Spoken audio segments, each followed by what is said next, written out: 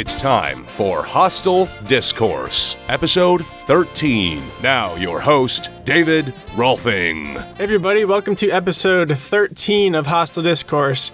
Today we have some intellectually stimulating debates that we have been wanting to discuss in real life, but we've been saving them to bring to you, our audience, our fans on Hostel Discourse. I wanted to start things off first with something that relates to last episode, the 89th Academy Awards. So they handed out the Best Picture award, as many of you know. There's a huge debacle similar to the Miss Universe Steve Harvey debacle where they announced the wrong winner. And I know Jacob has a theory why this was on purpose and the Academy was trying to bring more attention to their show. Personally, I don't believe it, but why do you think this, Jacob? Well, thank you for asking, David. As any American knows, ratings have been on the decline for the past 3 years for the Oscars. There's multiple reasons for this, but they are grasping at straws, trying to find a way to get more viewers next year. And I think they've gone too far by staging the infamous Best Picture gaffe that has been circulating the internet ever since Sunday night. So, here's what we know about what happened. Warren Beatty and his guest, what's her name? What was the lady's name? No clue. Let me Google it. I don't want to sound like an uninformed. Too late. All I know is she said, La La Land. That sounded like an old lady. Faye Dunaway. There you go. Yep, that's it. Okay, so here's what we know about what happened on that fateful night. Warren Beatty and Faye Dunaway were announcing the winner of Best Picture. Enhanced video footage has shown that the envelope that Warren Beatty is carrying in fact reads Academy Award for Best Actress in a Motion Picture. This corroborates the story that he was given the wrong envelope and mistakenly read La La Land on the title card, or on the card for Emma Stone's award, and thought that La La Land won Best Picture. Here's why I don't buy it. You can watch that video and see how many times Warren Beatty reads that card before he hands it off to Miss Dunaway. He looks at the card about 4, maybe 5 times, clearly being confused by what's happening, or appearing that way. It seems that if you want to believe his story that he just read it wrong and was confused, he would have to look at a card with 5 words on it and misread it 4 times in a row, hand it off to someone else who will then misread it a 5th time. I think the odds are just too slim of that happening. Aside from the motives, the Academy has also stated that they have people on staff waiting on either end of the stage, ready to immediately alleviate an issue like that if it happens. However, we got about 2.5 minutes, 3 minutes into the acceptance speech for the crew of La La Land before they brought out the correct envelope with the big dramatic reveal. I think that was orchestrated as well to add to the drama of the whole scenario. Makes for a much better video when you're watching it on YouTube the next day. Finally, the improbability of it all is just too much for me to buy into. 89 Academy Awards, and we've never seen a mix-up like this, let alone on the most important award of the night. It just seems a little too perfect that it's how they end the evening. If it was maybe sound editing versus sound mixing, I would understand. Those are way more confusing. Maybe costume design and makeup. But Best Picture is the big one. I would never think that the accountants and staff involved in setting up that award presentation would ever mess that one up. It's just too much of a stretch to think that the whole thing was an accident. I don't buy it. I don't think you should too.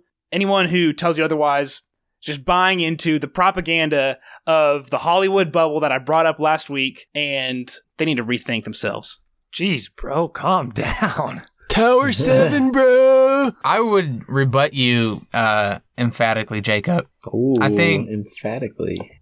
I think your evidence of him seeing and reading the card 4 or 5 times, and like no one would actually see that and think that was right. I think you can clearly see that he was confused, and he, obviously not being one of the 2 accountants who makes the envelopes, he didn't know that it wasn't La La Land.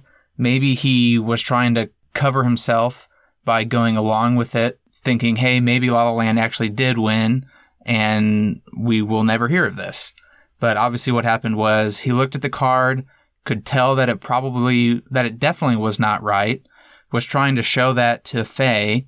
Faye said La La Land anyway, and so in the two of them trying to get away, they didn't want to say after that it was the wrong card. In his confusion, it would make sense. You know you're in front of like 100 million people on TV.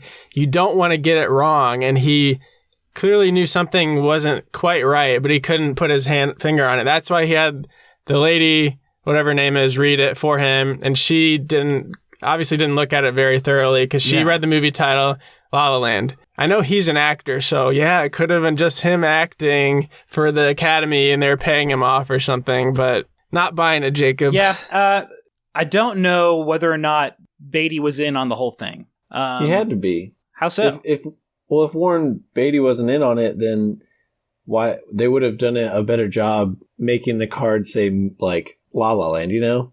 Like they gave him Best Actress. You would assume that he would see that if you were like trying to trick him into saying La La Land. Yeah.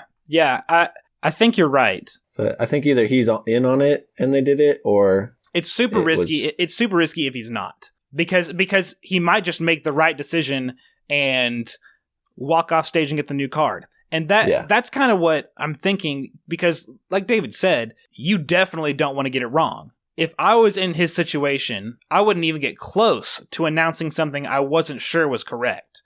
I would, which he did not. He did not announce. His partner Faye, who did not look over it thoroughly the way that he did, and just split second said La La Land. I mean, it's different. You can't say that, oh, I wouldn't have said it because he didn't say it. Yeah, maybe. I don't think that gives any more certainty than my story. Either way you look at it, the card said Emma Stone at the top. Emma Stone's not a movie.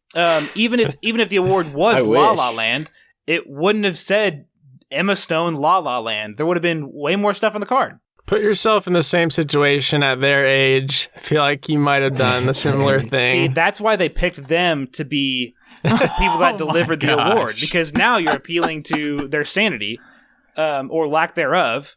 And oh my gosh. Of course, it's a pretty. I can see how you could think the story adds up, but I just don't trust those bigwigs in Hollywood. I mean, it's a long night, however, like 5 hours long, something like that. Probably one person whose job it is to hand out the envelopes. There were two left. She had been reading them all night, feverishly making sure they're the right ones, and slipped up on the last one because there's only two left. I don't know how you could do that, really, but... I mean, look, in all seriousness, I'm not going to say I have it all figured out. I will say I was shocked at how few people even considered that it was staged when I was checking Twitter the next day. I definitely considered it was staged. I mean, with anything like that, obviously, most people, that's kind of their gut reaction. But given the evidence, I would argue that it was an honest mistake. An inside job trying to take down Pricewaterhouse from the other three big four accounting firms. That's the other thing that I would say is PwC would not want something like that to come back to them. I would know. Fred Rolfing worked at Pricewaterhouse and Coopers. At the time, it was probably just Pricewaterhouse. True. Maybe. Well, let's move on in the show. I actually forgot to introduce you guys. I know everyone probably knows your voices by now.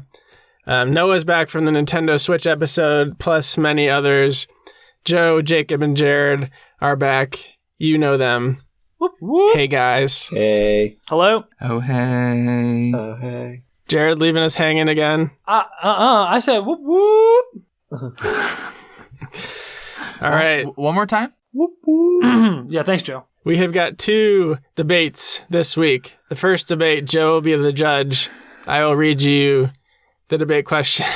We've been wanting to talk about this one for a long time. Even when this person was champion of the world, now she is no longer. The question is, how many men would it take to beat Ronda Rousey in a fight? Some disclaimers. We're going for the average American male, not us, but the average, which is 5'9", 195.5 pounds, a waist circumference of 39.7 inches. That's huge. That is not the average man I know. Shame on America. So, yeah, if you can picture... I just want to say up front, I have some qualms with the way that these averages were gotten to. But that's all I'll say. Yeah, I agree. You have a problem with the Center for Disease Control and Prevention, where I got this statistic from? Sure, the average American male might be 5'9", and the average American male might be 195 pounds. But how much does the average 5'9" American male weigh? I would contend that it's not 195 pounds. Joe, the moderator, let's get this debate All right. on the way. Just a final piece of information before you start. Ronda Rousey currently is 5'7" and weighs 135. Fights in the 135-pound weight class. I believe. Disclaimer, fighters usually cut 15, 20, even 25 pounds. So I say it's fair to say let's add 17 pounds to her weight.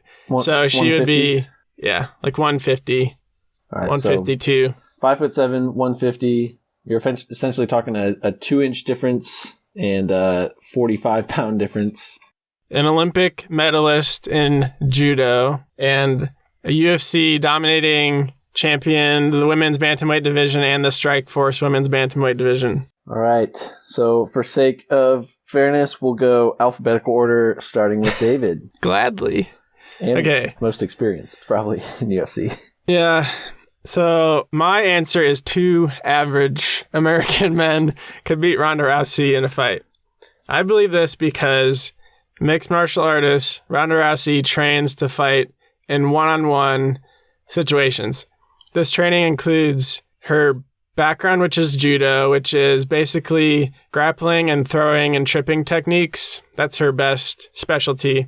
Brazilian jiu-jitsu, ground grappling. What she's known for is arm barring people. She arm barred like 6+ girls in a row in her fights. Boxing, striking, Muay Thai, striking and kicking. So she is trained to fight one person at a time. I know I've heard on interviews and stuff like she can put up a fight against a male mixed martial artist of her same size, like taking them down, whatever.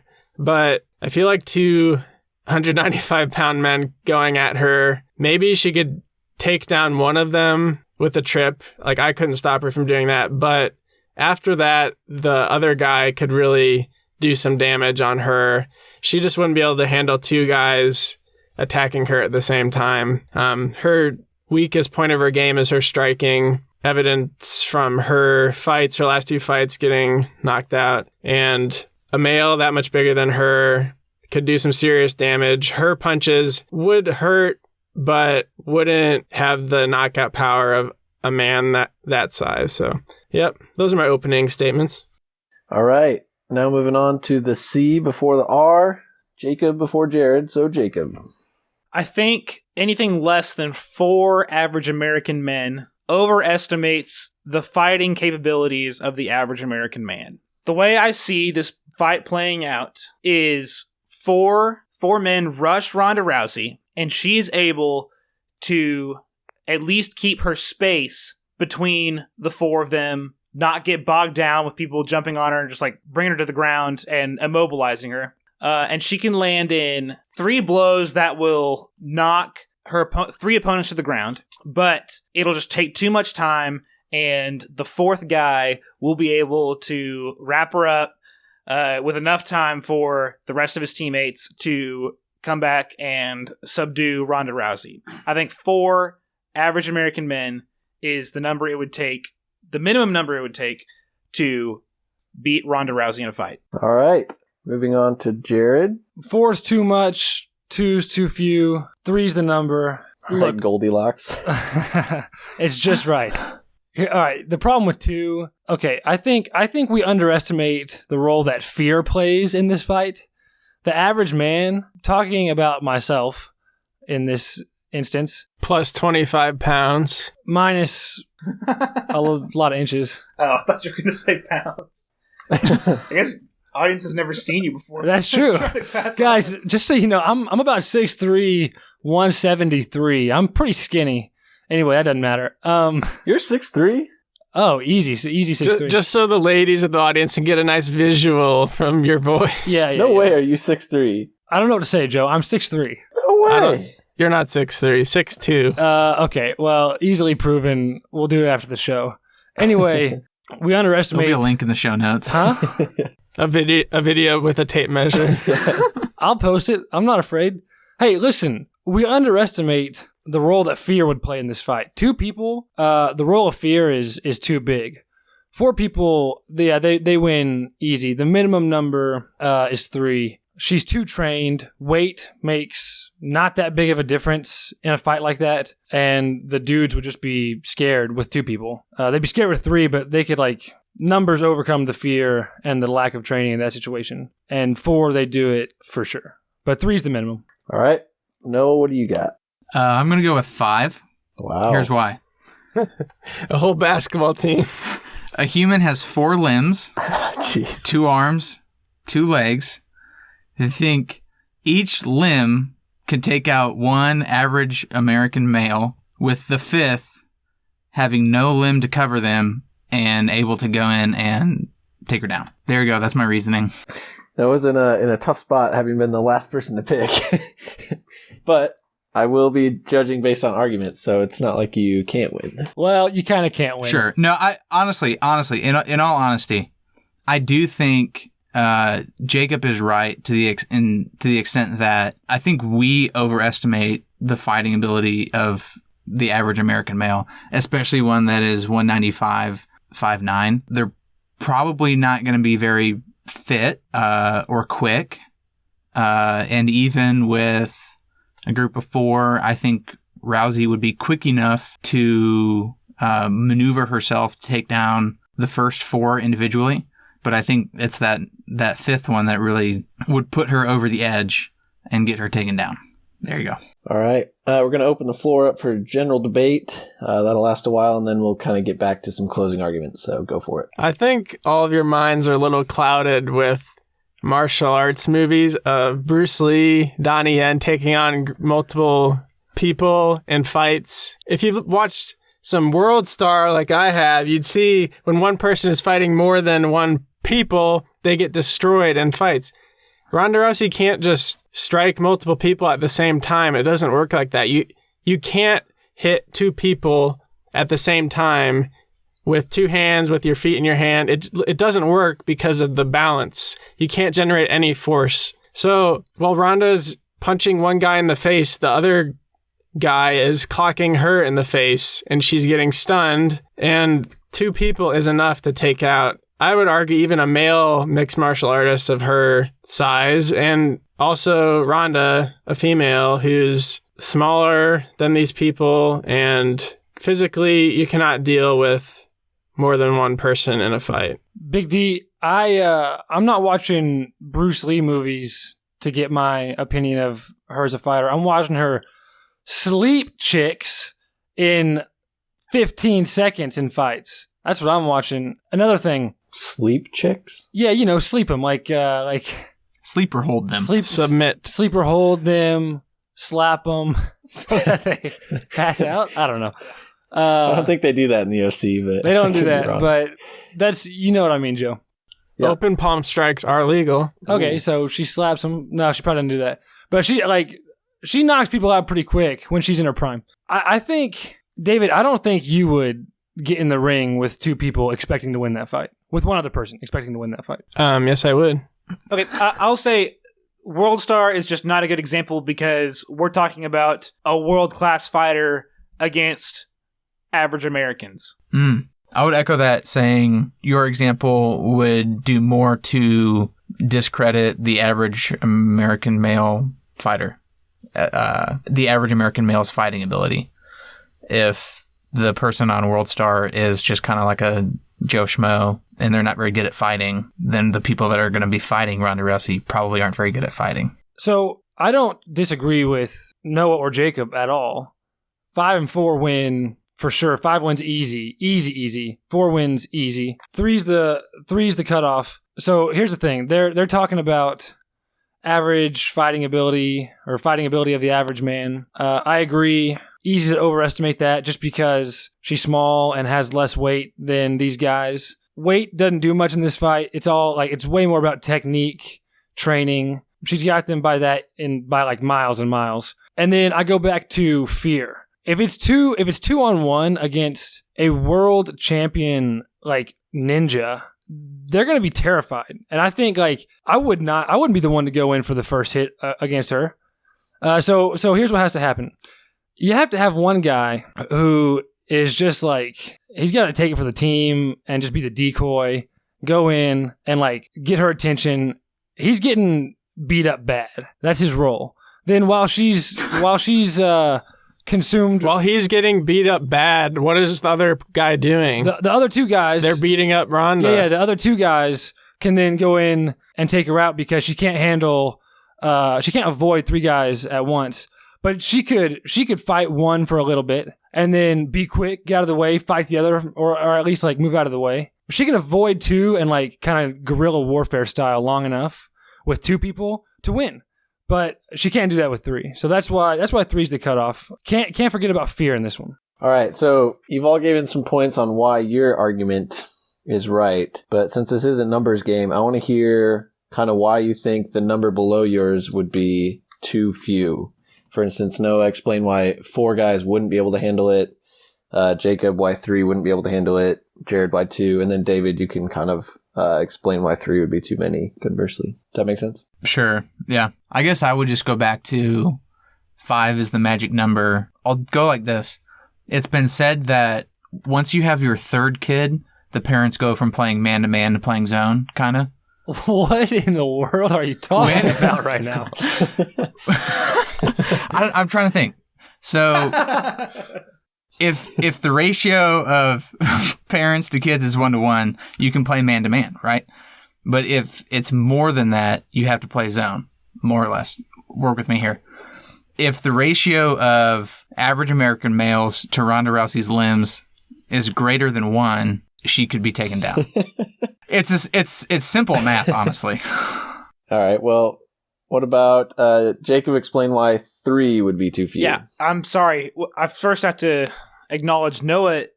He is right that the human body does have 4 limbs. I must concede that to him. That's a fact. Yeah. I'll say at 3 opponents, I agree with Jared. The decoy is definitely a factor of the winning game plan, or at least the dominant strategy. So it's really down to 2 against a distracted Ronda Rousey, if you're talking about 3 opponents. Because the first one goes down, then the next 2 are trying to take her down while she's dealing with the decoy. I think she could punch the decoy in the face once and he would be unconscious. And that it would just happen so fast, she would be able to deal with the other 2 in a much more methodical manner, as opposed to having to deal with any sort of guerrilla war, or I don't know. I think 2 is an easy fight for her. So it really comes down to the quickness of which she can really take the decoy out of the equation. And I think it happens in less than 3 seconds. That is enough time for her to regain her footing and be able to fight 2 opponents as if nothing had ever happened. All right. In my last little rant, I talked about kind of why 2 was not enough. So let me address Jacob's point real quick. The game plan for 3 is not to have the decoy go in by himself and then the other 2 wait for him to get knocked out. It's a coordinated attack. Decoy goes in, the other 2 are in right behind him. So as she makes her move to the decoy, they're just wailing on her. I will say that seems to go against your earlier point that fear is being underrated in this conversation. That does not sound like 3 afraid opponents to instantly start wailing on her. No. The first guy is terrified, but he has courage. He's got spunk. He's got spunk. The second two guys, their fears can be stilled a little bit. knowing that her attention. Okay. All right. Well, we're gonna go to David. First of all, Jacob, you say the first guy that runs in is going to get knocked out in one punch. How many one-punch knockouts does Ronda have in her pro MMA career? 0. She is never fighting the average American male. Whatever. A heavier guy can take a harder punch, and she hasn't knocked out a single girl with one punch. Then I'll let the judge decide what he thinks about that statement. Okay, sure. She has one knockout in the UFC. The rest of her repertoire is submissions. That knockout was a combination of 5 punches, which took a while, which could have been counteracted by the second male in this attack. The rest of her fights are all submissions, pretty much all of them arm bars, which were led to from takedowns using her judo. Arm bars, Brazilian Jiu-Jitsu is meant for one-on-one. It has been proven to fail in a 2-on-1 situation. You can't submit someone. Even if she submit the one guy, the other guy would be on her back, submitting her, sleeping her, because she can't defend herself while she's attacking another person like that. The whole art of martial arts is meant for one-on-one. That's basically my point in this argument. Ronda is trained for one-on-one, and she cannot handle 2 men. Hey, Judge, I'm back in. All right. Yep. Thanks. You sound excited. To David's point, so I'm talking about why 2 is insufficient. Jacob makes a good point here. Yeah, she's trained to fight one-on-one against other experts in the craft. The average man, so like David's point about knockouts and stuff, at least a UFC woman fighter who got knocked out by Rousey and all the people who didn't, like, they're trained to have super quick head movements, quick feet, dodge punches, dodge kicks, absorb them the right way. The average man, the average 5'9", 195-pound man, mind you, this guy's not quick, okay? He's pretty big. He's not dodging. He's not having quick head movements. He doesn't have footwork. He's taking some punches. So anyway, it's very conceivable that she could have a knockout against a 5'9", 195 man, and it'd be more likely than against her like other world champion opponents who are women. I go back to my point about 2, she can guerrilla warfare style fight 1, inflict damage, and then get away in enough time for the second one to not hurt her significantly. And do that long enough, and she's way, way, way, way more conditioned, way more trained. Like, she outlasts 2, if nothing else, especially at 5'9", 195. So 2 does not get the job done. 3 is the number where you can't run away from 3. You can run away from 2 long enough to win. 3 is the cutoff point. If you go one direction to get away, there's someone waiting. Yeah, so that's why 2 won't work. So does anyone else have anything they'd like to say? Otherwise, we'll wrap it up. No. Just remember the ratio. The ratio of arms and legs to opposition. Okay. Or children to parents. Yeah. Remember the children to parent analogy. Remember that she can play zone defense against 3 fighters. Wrong sport. But man on man against 1 fighter. Keep that in mind, Judge. Okay, so this is what I have decided. I'm going to knock Noah out first. I'm sorry. What? That's ridiculous. As much as I appreciate your 4 limbs to +1 analogy, yeah, obviously 5 would win. I think that's too many. And I think that, yeah, other people made better points. And then the other 3, I think I'm also going to take Jacob out. Oh, no. Okay, please tell me why. Well, you raised some good points about evasion and how she might take the first one down in 3 seconds, but I think David's point about how she's never actually knocked anybody out kind of takes away from the fact that you're counting on her taking the first guy out in 3 seconds. And Price is Right rules, your number's too high, my friend. So we go to Jared and David. I like where this is headed. Jared and David. Jared raised points about fear playing a big part. Using a decoy and conditioning, which actually I thought was a great point. And David raised points about how we have too much of this image of Bruce Lee in our minds, and she's never had a knockout. and her main. I didn't say that. I said never had a one punch knockout. Sorry, Yep, one punch knockout. And I think the winning point though was the fact that her style of submission is arm bars, and I think that gives it to David. I'm sorry, Jared. Are you sorry, Joe? Are you sorry? It would take so long. Did I win or did Jared win? No, David wins. Sorry, I should have made that more clear. Yeah, I mean, doing arm bars, that takes a while. You can't do that while the other person's fighting you. They're not trained, Joseph. They're not trained, but it doesn't take that much to... Yeah, I think you're assuming she would use the same strategy she would against an MMA fighter when fighting multiple average Americans. I don't think it adds up. But I must submit to the sovereignty of the judge. As do I. Good win, Big D. Thank you. Thank you, kind sir. I get the first point. Yeah, I'm still not convinced, but we can move on. It wasn't 5. All right, on to debate number 2, the main event of the show. This question was submitted by Jacob to be considered. We have been wanting to discuss this, so we thought we'd let you guys hear our discussion. Who is the smartest person to ever live in this world? So I'm the judge for this debate. I'll go in reverse alphabetical order. That puts J or N. Noah. It's me. Noah, who is your pick? I thought a few different things about how I should go about picking my contender. Obviously, IQ, whether it be from an actual test or some people have just kind of assigned IQs to people who lived before it was invented.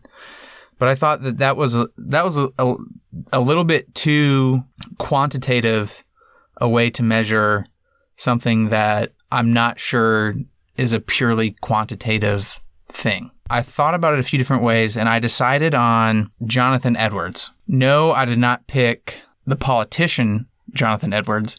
I picked the theologian Jonathan Edwards, who lived in the early 1700s. So a little bit about him. He entered Yale at age 12 and was originally focused on natural science and philosophy, being profoundly influenced by the works of John Locke. While he was worried about the materialism and faith in reason alone of some of his contemporaries, he actually saw the laws of nature as derived from God and demonstrating his wisdom and care.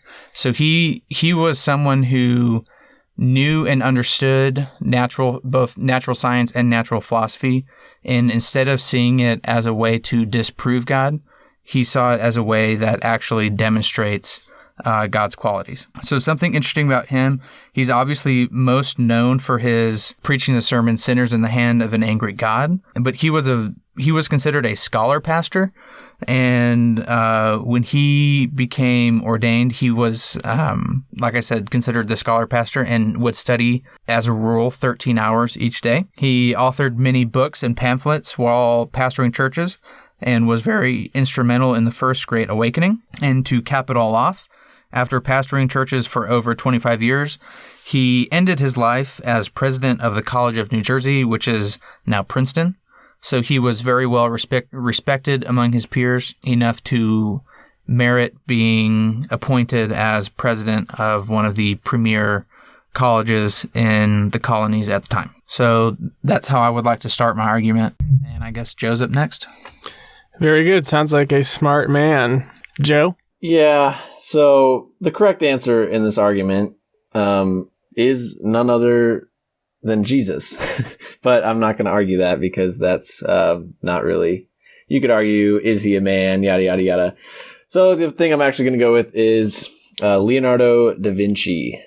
I almost said Leonardo DiCaprio, and that would have been wrong. Leonardo da Vinci. He was obviously Renaissance man to the extreme, almost the invention of the word Renaissance man. And many of you probably know, Leo, because he made the Mona Lisa and all these beautiful works of art, and that's really cool.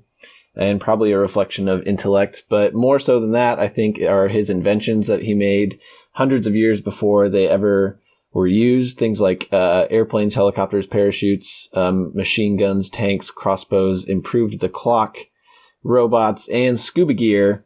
And he did it all while having zero formal education. He was raised by his grandparents, not very wealthy. didn't even learn Latin until he was old. That was kind of the rich people language back then.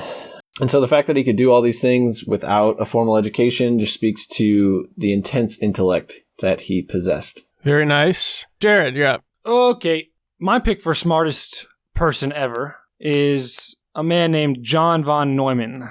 I base my pick off of a couple broad reasons. The first is quite important, and it's the definition of the word smart. The next is kind of based on the idea that Noah talks about IQ a little bit. I expect Jacob to talk about IQ a lot. I don't think IQ is nearly sufficient to measure intelligence. I can back that up later. And so I think what we're left with to find the most objective way to measure intelligence is each of our choices' intellectual achievements or contributions. So real quick, to go into a little more depth on my main points, the definition of smart: having or showing quick intelligence or ready mental capability. Quick intelligence or ready mental capability. Key words there that I was surprised to find were quick.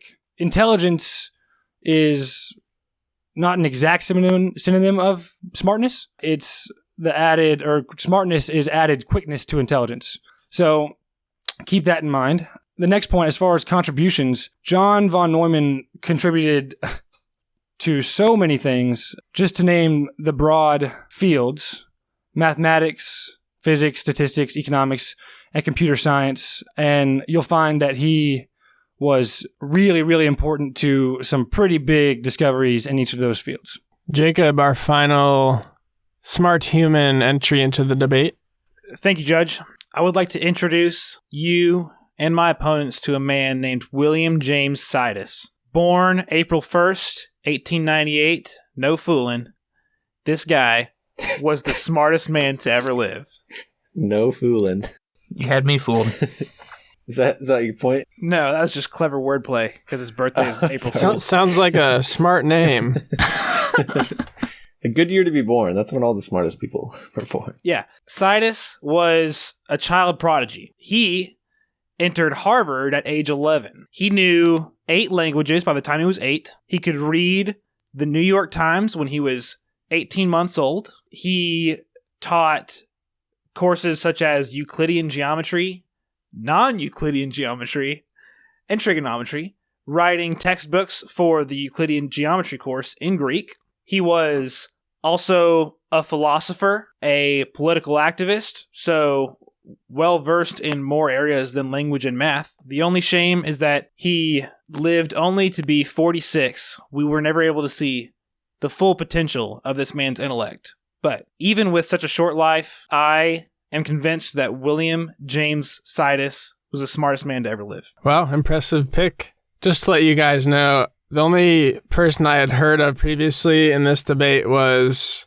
Leonardo da Vinci, Joe's pick. So your other 3 of you really have to teach me about your human and why they're smart, because aside from your opening statements, what you just said, I know little about them. Funny. Or nothing. Funny you should mention that, because one could argue that a good metric of someone's intelligence is how well they're known for that intelligence, and mine being the only well-known one of the 4, I think plays into my favor. That's a bad argument, Joseph. That's terrible. Well, why aren't you guys so well-known if they were so smart? I would actually contend that my pick actually is well-known. I know that in many U.S. history textbooks, at the very least, the Great Awakening, the First Great Awakening and the revivals of the mid-18th century are definitely taught, and Jonathan Edwards is usually seen as a key figure in that. So I don't want to take a dig at David here, but... Not a good idea. I know it's a terrible idea, but I'm sure maybe at some point he came across the name Jonathan Edwards. I would also like to add some fun facts about Jonathan Edwards. These don't necessarily speak to his intelligence, but maybe they resonate with you, David. He's the grandfather to Aaron Burr, the guy who was the vice president of the United States, who shot Alexander killed Hamilton. The most important figure in musical theater history. Musical theater history. Foolish. He's also the grandson-in-law of the principal founder of Yale. In law, he's not even related. Grandson-in-law. That's what I said. Yeah, we know. It's just not an impressive point. I said it doesn't speak to his intelligence. I think, or smartness. I just thought it was You're making a bad funny. argument so far. So I'd say we need to kind of put out there like a definition of smartness and how we can know this, because we don't know any of these people personally. We never knew them, couldn't speak to them. Would you all agree that feats and accomplishments is kind of how we can tell if a person was smart or not? David, I think that's almost exactly right. And if you'll remember, that's exactly what I said in my opening statement. No, I'm sorry.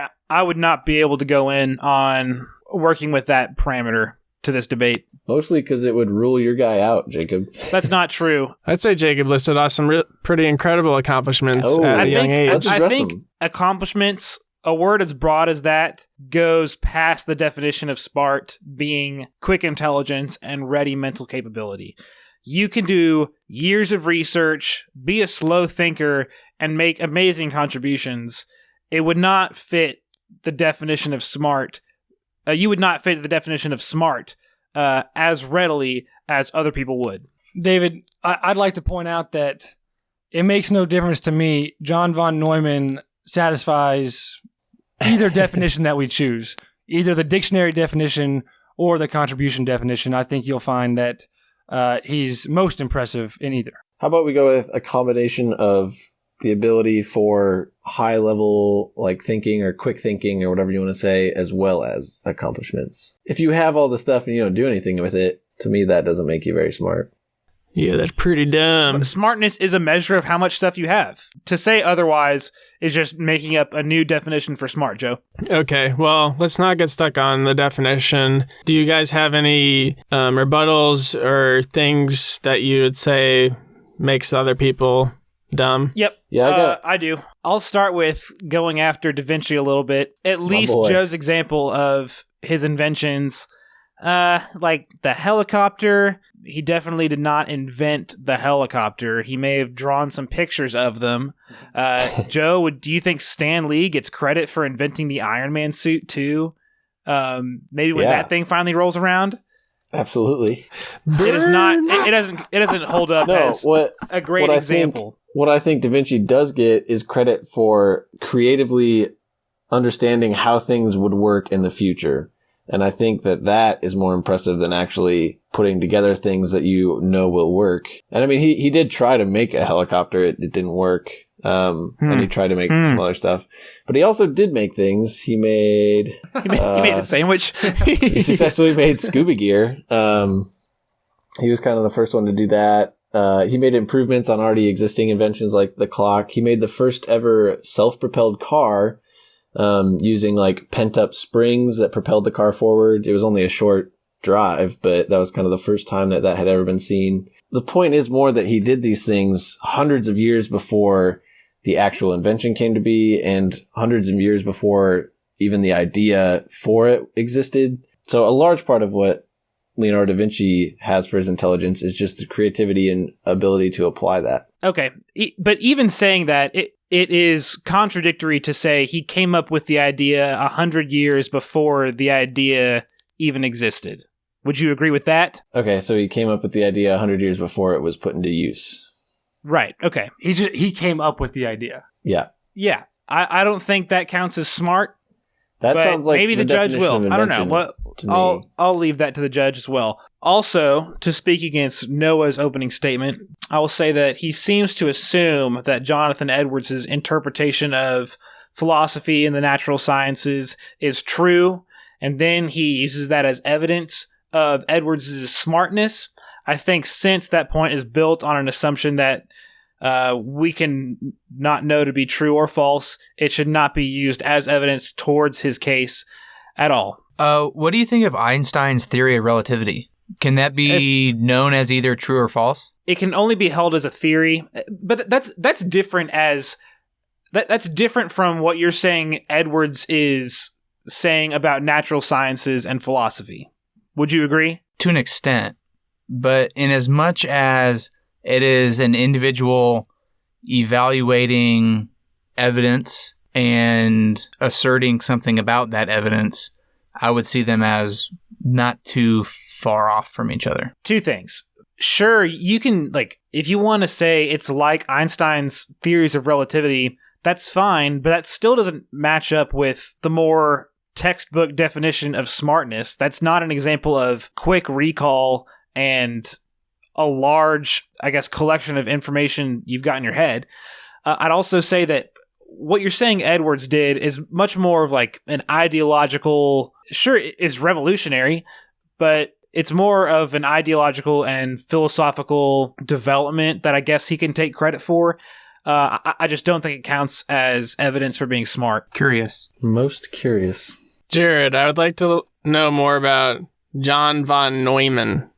Thank you, Judge. I'd be happy to tell you more. We talked about earlier, we gave 3 potential definitions for smartness. One is what I cited from the dictionary, having quick intelligence or ready mental capability. The second is by achievement or contribution. And the third is by some mix of those. Let me illustrate his smartness in the context of those definitions. Firstly, his achievements or contributions. So I mentioned some of the fields that he worked in. He's a mathematician, so he applied mathematics to all of those different fields. So let me go through a list of some of the kind of theories and inventions and stuff like that he was a part of. First of all, okay, and disclaimer, I don't know what most of these are, so it must be pretty smart. First, set theory. Okay, I'm not going to go into detail. I'll just list them off. Set theory. Ergodic theory. Bonus points for correctly pronouncing all of them. Do not speak words into my mouth. I am the judge. No, I don't know about your bonus points. These are just bonus points for me. Okay, ergodic theory. Operator theory. Okay, this one's interesting because in operator theory, von Neumann was the first to introduce the direct integral, which is a really fundamental piece of calculus. Okay, measure theory, lattice theory, mathematical formulation of quantum mechanics. Woo! Quantum logic. One of my favorite topics ever, game theory. He was the first to mathematicize the discipline. Mathematical economics. He made econ go from theory to applied mathematics. Linear programming, mathematical statistics, fluid dynamics.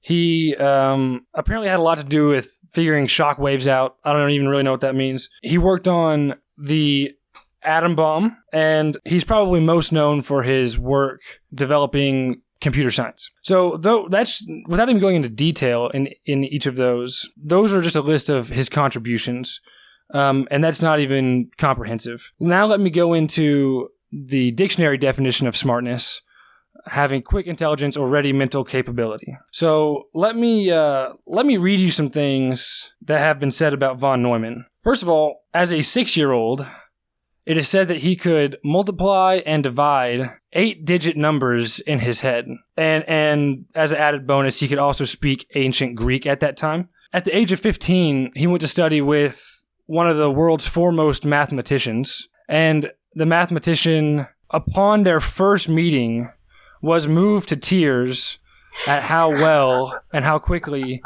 he could multiply and divide giant numbers. So that's one point of... I also cry when I think of math. That's one point of quick intelligence and ready mental capability. A next one that he's pretty famous for is this kind of infinite sum problem where the problem goes like this. There are 2 trains coming at each other on a track. There's a fly flying between the trains. It gets to one train and then it flies back to the other.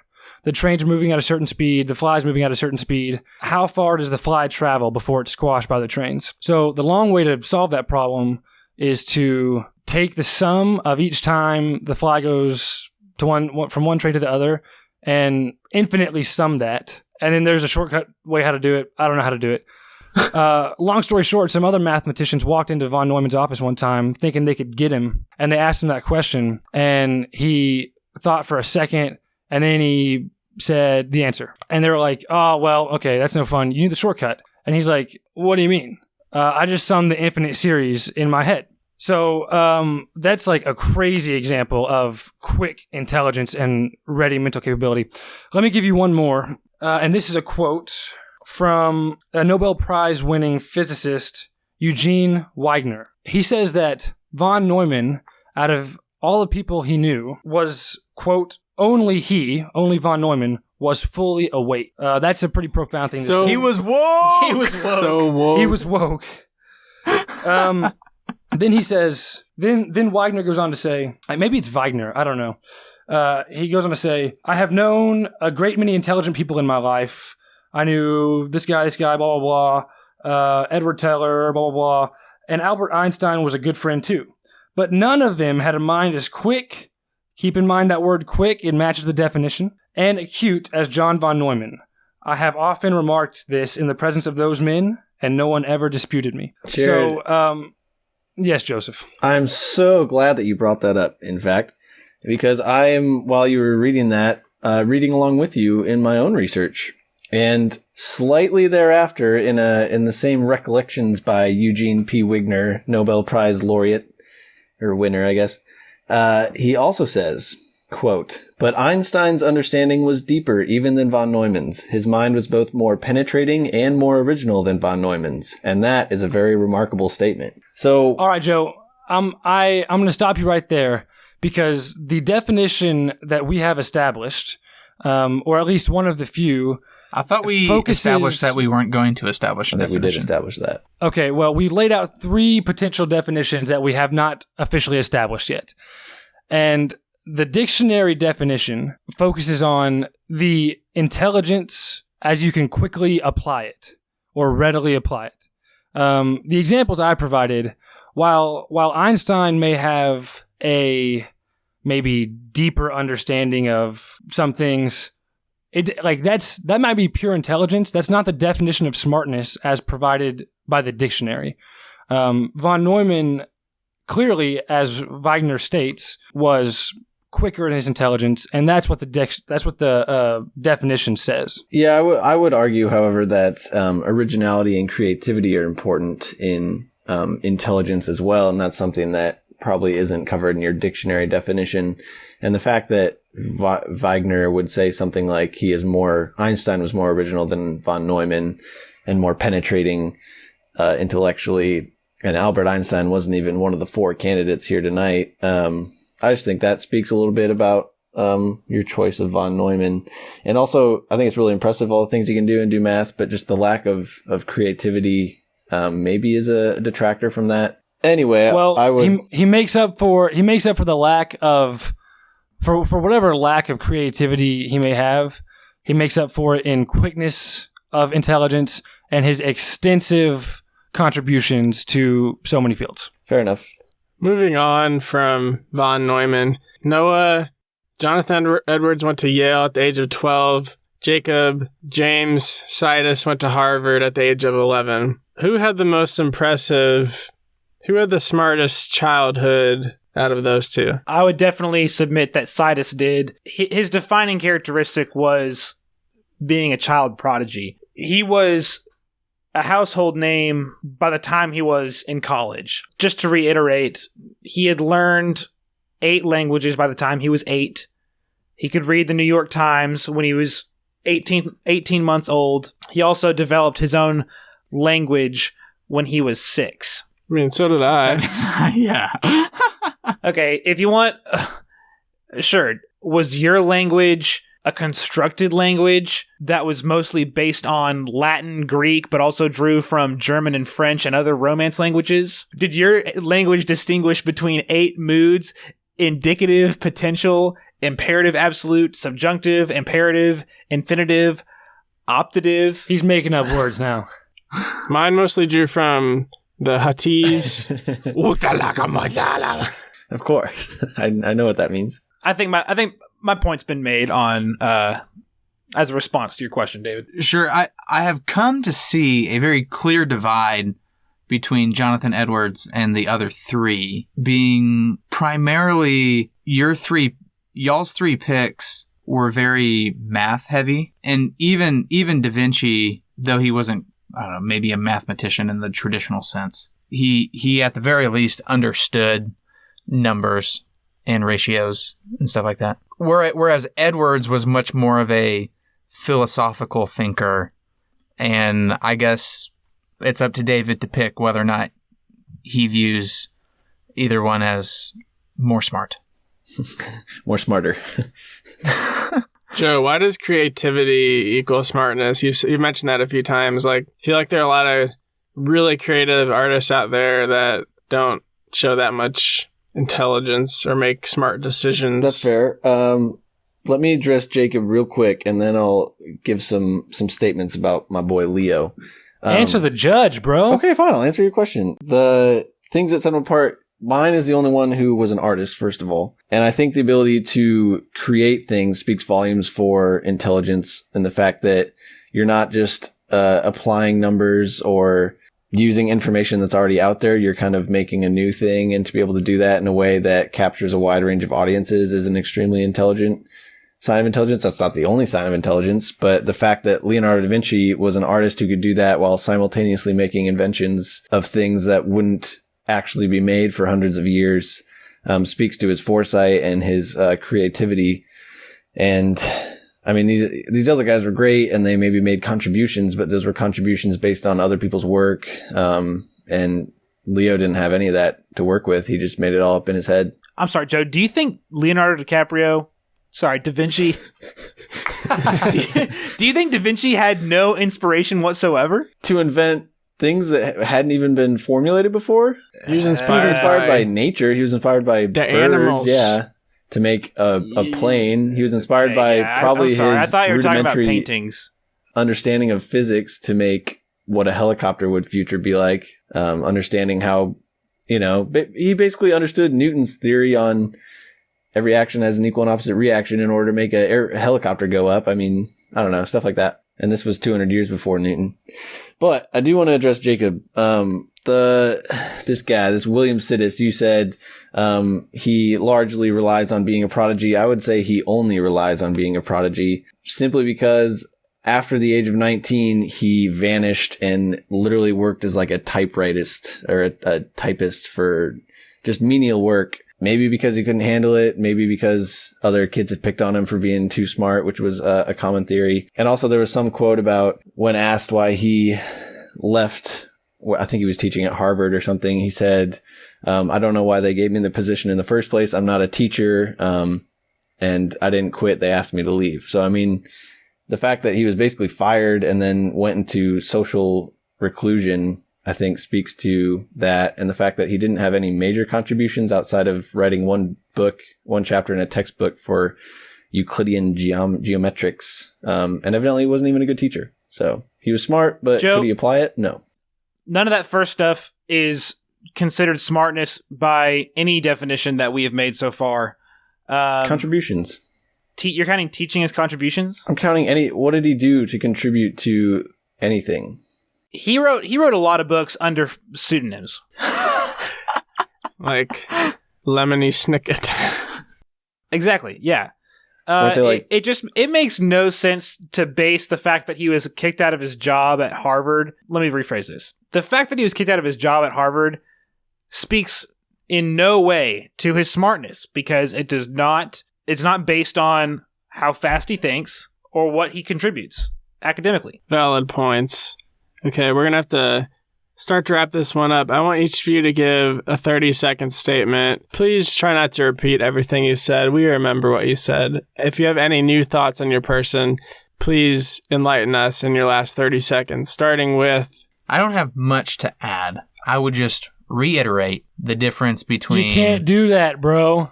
I would reiterate the difference between mathematical smartness, artistic smartness, and philosophical smartness. My guy had 2 out of those 3. Which do you value? Joe. I just want to say that of the 4 here, the other 3 all have something in common. They all came from a relatively wealthy or just general upbringing with good parents, and they had a good education, and they came from an age where science was a readily accepted thing. My guy came from an age where that wasn't a thing, and he did it himself way before he needed to. And he was the only major polymath who kind of was great in a lot of different areas. Polymath. Poliwhirl? Sick Pokemon reference, Joe. Okay, Jared, you're up. I'm the only one who laid out standards to meet for smartness and then demonstrated that my pick met those standards and surpassed them. So I think that's my closing statement. Thanks. Thanks, bye. Jakob. I think the evidence I brought forward proves that Sidus was naturally inclined beyond the capabilities of a regular human and well into the threshold that distinguishes him as the smartest human to ever live. I think that his future, though it was ridden with misfortune and questionable mental health, it cannot be credited as not as anti-smartness, I guess, because it does nothing. It's not based at all in any of the definitions that we established in this discussion, and based on what he was able to accomplish, his mind and his intellect were clearly years ahead of any other human to live ever. Wow. Great points, everybody. This is not an easy decision. I think Noah had the weakest argument. I'll have to eliminate him first once again. Sorry. It's rough. I just feel like you didn't provide many examples of his smartness besides like that he was a pastor and an author and went to Yale at a young age. That's basically all I learned. Nope, can't defend yourself right now. President of Princeton. And president via handed down from his grandpa-in-law or something. No, he was actually president of Princeton. Okay, whatever. Joe, I think he is a smart man, but I feel like the failure of most of his inventions kind of... It wasn't a failure. Hey, no defending. No defending. Yeah, That's fine. I'm out. He was very creative. He did have lots of unique thoughts and inventions and drawings, but I just feel like the remaining two kind of... before the other guys did. Kind of outshine Leonardo DiCaprio, Da Vinci. So this leads me to John Van Neumann and William James Sidus. This is very close. So Sidus, he knew 8 languages at the age of 8. Like, that's incredible. Could read at less than 2 years old. The head math that Jared talked about for Neumann was ridiculous. He had lots of theories, mathematic theories, and made improvements in computer science. But the one thing that kind of shows me that he's not very smart and not forward thinking, he worked on the atomic bomb, which might destroy this entire world. So Jacob, you win with William James Sidus. Yes! Are you kidding me?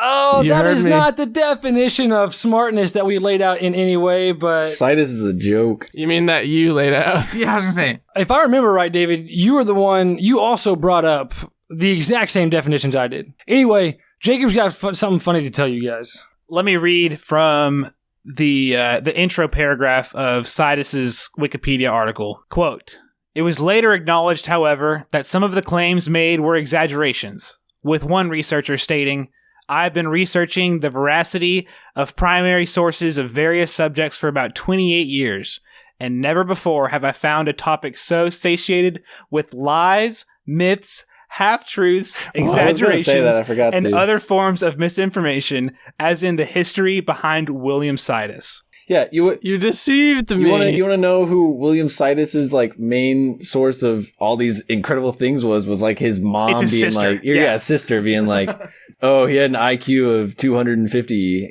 because he took an IQ test that no one's ever seen in their life besides his sister. Doesn't matter. Wow. The kid's back on top, baby.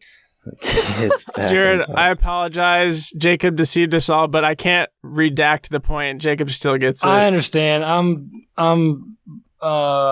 It's all good. So Joe, you knew this? I forgot to mention it. Honestly, I didn't think Sidus stood a chance. Joe, you forgot to mention it? That destroys his whole argument. Now Joe. he's the Well, king no, he did of the podcast. Whoa, easy. He did he did know a lot of language. He was a prodigy. I mean, he taught at Harvard. He was like a smart guy. So, I mean, if you're going to base that on, I don't know. I thought he was out for sure before that point, but whatever. Well, you're disqualified from smartest man of all time then. Yeah, I wasn't in the running. Well, great debates, guys.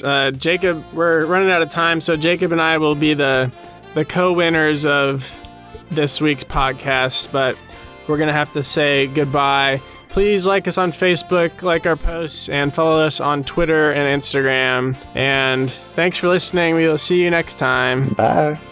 So long. Bye. Deuces. Thanks for listening to Hostel Discourse. Subscribe and leave us a review on iTunes, Google Play, or Stitcher. And check out our other social media accounts linked in the show notes. Join us next time for more inexhaustible debate over the most questionable of topics.